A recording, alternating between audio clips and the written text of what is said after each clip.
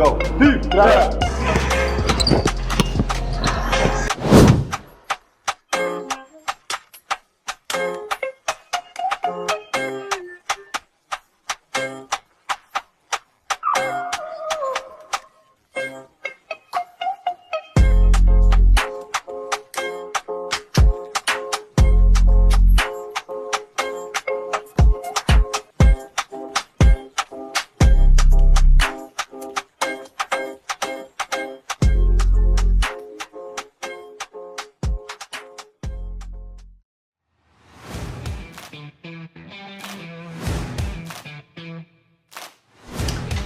Hello everyone, come on in, gather round.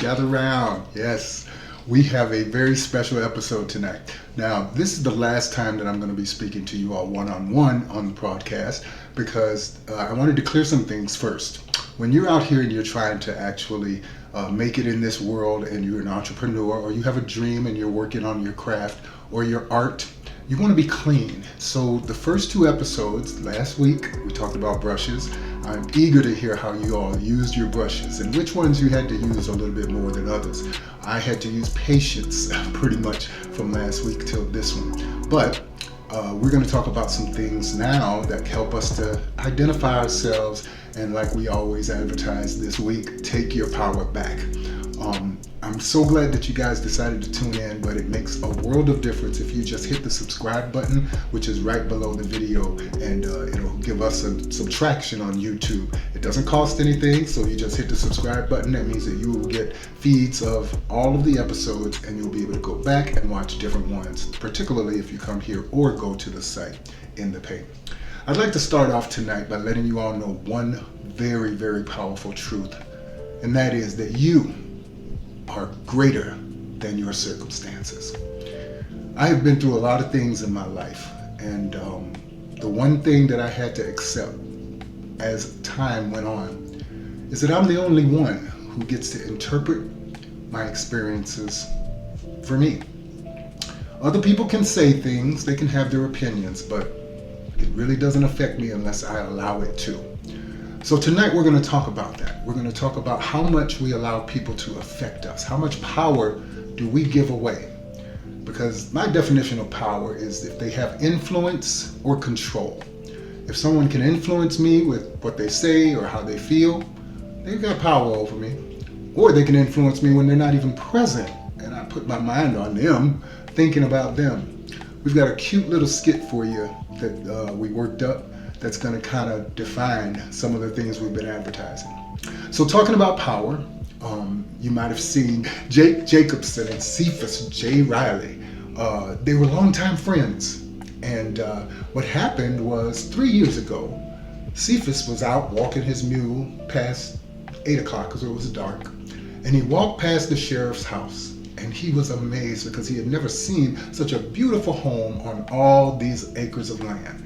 Now the sheriff fashioned himself as some sort of farmer, but he was growing cabbages that just would not take, so he never got a profit out of his fields and his crops. But Cephas was walking by this night, and he stopped and started looking at the sheriff's house. Now the sheriff had put in some very beautiful lanterns that would line the sidewalk all the way out to the road. Kerosene lanterns, mind you. And what happened was a groundhog ran across the road, startled Cephas's mule, and that mule started kicking and kicked over one of the lanterns, started a fire. Everything went ablaze. All of his crops got burned down. Cephas, frightened out of his mind, he didn't know if the sheriff would take him to jail. He ran and went home. Days later, he left town and said, I don't want to be around if the sheriff comes looking for me. So anyway, the sheriff gets up, they make up just in time. It didn't burn the house. And he told his wife, he said something happened. And he told her about the crops. And he got so mad because he did not know who did this. And he wanted closure. So for 3 long years, he hunted this man down, Cephas. But subsequently, a year after the crops had burned, a textiles factory came and asked the sheriff if they could build a factory on his land. And sure enough, he said yes. The sheriff started making really good money at that point. So he was like, okay, well, it might have been a good thing that the farm got burned down. But he was still on some kind of vendetta to go find Cephas and at least give him a piece of his mind and tell him how he felt about everything. But he was still pissed off. 3 years later, he heard that Cephas was coming back into town.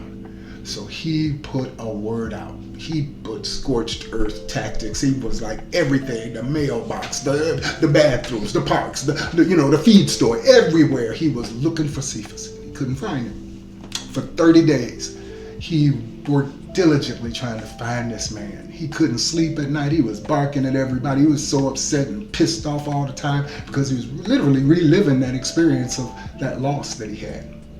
So, just so happens, one of the saloon owners, where Cephas was going, called the sheriff and told him that he was coming down to the saloon, and if he wanted to see him, he could meet him down there and he would hold him in there until the sheriff got there. So, buzz was all around town. Everybody was like, man, the sheriff should let that go. He wound up with a textiles factory on his land. He's making all this money. Why is he still trying to chase this man? Well, nobody knows that but Sheriff Jacobson. So we pick up the story, just little snippets. It's not a real movie, but it's just little snippets of what happened when he actually confronted Cephas. We'll be back after this.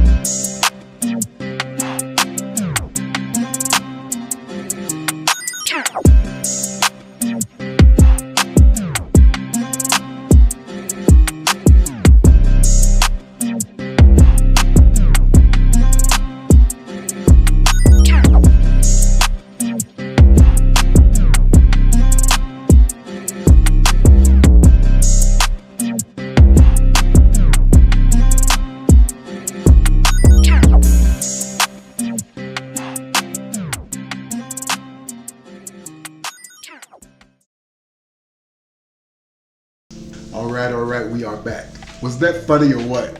I thought it was totally hilarious because it actually illustrated how sometimes something can happen to you and you think it's the worst thing in the world, but it turns out to be a really, really good blessing.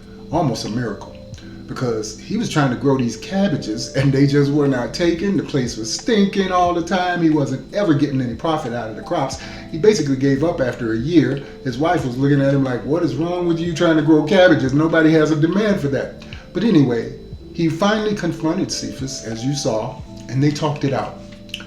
But this man lost sleep for 30 days. He was barking at his wife. He had an attitude. Matter of fact, he actually missed some calls from the textile company wanting to renew his contract, but he was so caught up in being vengeful and trying to catch Cephas, he missed the calls.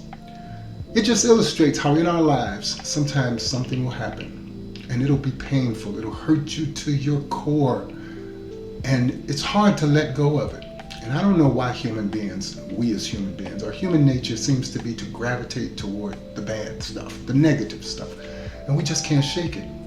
I've been on stage and I've played for thousands of people, and I would have maybe 300 people come and tell me how great it was. But if one person said they didn't like it, I would not get any sleep for 2 weeks. Because for some reason, it's in our nature. I think we like playing the victim maybe, or we feel helpless in situations, so we don't really push to have a positive outcome. We almost look for the negative. But my son reminded me of something just a few weeks ago. He said, Dad, don't look for the bad stuff. Look for the good stuff. And that sparked my encouragement. It sparked my inspiration again. and I started looking for the good. And like it says in my page on the website, if you continue to sow the seeds of compassion on fertile ground, not sand, then when life has seemed to knock you down, you will have grown a soft place to land. And that's a beautiful sentiment, because throughout my life I've worked to try to be kind. I've tried to be strong in troubled situations. I learned that when I lost my mom at the age of 16, and I was so confused I didn't know what to do.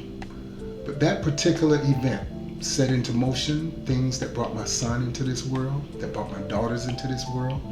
So I've learned over time not to be so caught up with the results or my desires for the results, and to fall in love with the process. The process is the magic. We did a little thing last week, and we talked about how the treasure is hidden in the vessel. You, my friend, are a diamond. I don't care what you've been through. I don't care what you're going through right now. You are so much greater than your circumstances. What if love, in all of its infinite wisdom, decided it wanted to spread itself throughout the universe in every possible form, every possible expression it could, just to have the experience of what we have everyday consciousness? What if love supported you throughout all of your trouble in your life? What if love has always been there, just waiting for you to come back home? Because that's what we were created out of, love. And that's where we are returning to. So, we know now that we can be aware of things that we hold on to that really don't serve us anymore. Past hurts, past resentments, pains that you thought you'd never get over. But I'm inviting you to fall in love with the process and become a friend to silence. It's very rewarding. You can hear your purpose in the wind. You can hear your purpose in the waves. You can hear your connection to the Almighty. Because we always thought we were looking for God in the heavens. But somebody told us that the kingdom of heaven is within you. And that if you speak the word of faith and believe in your heart, you can have anything that you say. So if you're an artist, if you're an entrepreneur, if you are someone who wants to spread your seeds throughout the world of compassion, understanding, and helping people, just fall in love with the process. It's the journey, my friend, and we are here to encourage that. So, like I said, this is the last one-on-one that I'll be doing. The rest of the episodes will have interviews. We'll have times when I'm going to be in the field, and we're going to run some little tests and see how people respond with different scenarios. I'm excited to have you all on board, and like I said, please hit that subscribe button. Take your power back.